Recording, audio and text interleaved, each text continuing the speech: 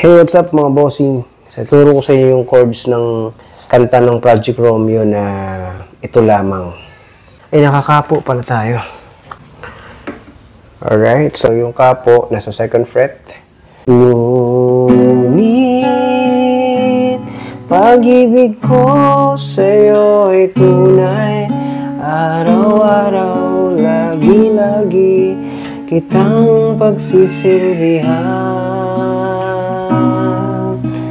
Ang chords niya sa chorus is F. Yung F natin, ganito. No? Sa A pero wala yung pangatlo. So, dito lang tayo sa 2nd fret, 4th string, and 3rd string. Tapos, yung bass natin nasa F. F sharp. No? F sharp.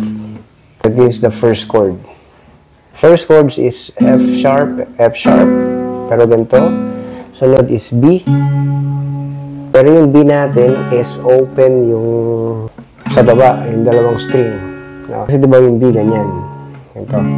Instead na ganyan, i-open nyo yung dalawa sa baba. Kaya sa 2nd fret, tipahin nyo yung 5th string. Tapos sa 4th fret, 4th string. And then 4th fret din yung 3rd string.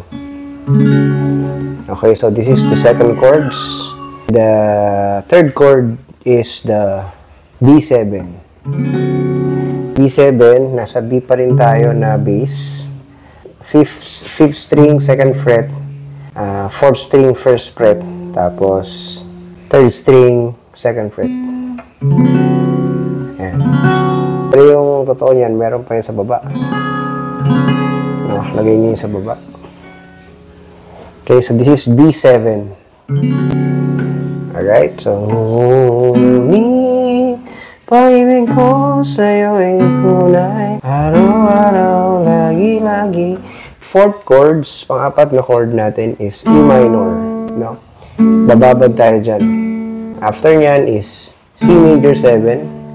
So yung C natin, di ba ganyan? Tanggalin lang natin to. This is C major 7. Tapos A. Pero yung A natin, na ganyan, lalagyan natin ng sus. Diba ganyan yung A? Slide lang natin papuntang 3rd fret yung ating 3rd finger. Tapos babalik natin ng ganito. So, yun yung mga chords. Una is F sharp. After ng F sharp is B. B7. E minor, babad. Tapos C major 7, and then A. Pero may sus. So, let's go. Ngunit pag-ibig ko sa'yo ay tunay, araw-araw, lagi-lagi kitang pagsisilbihan.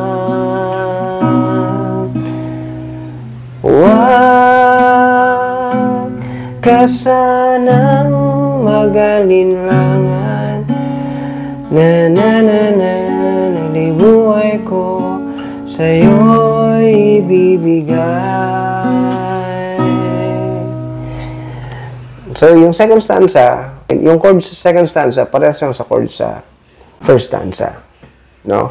So, sa outro naman, kasi yung outro natin, pagtapos ng chorus, di ba?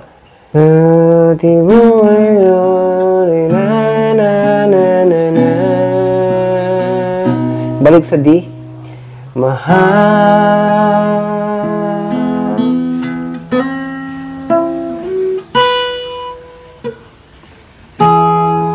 So, yung ating outro is yung parang intro lang din. No?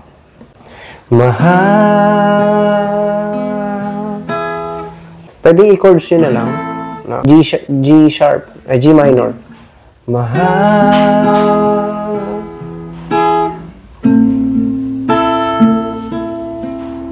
As D.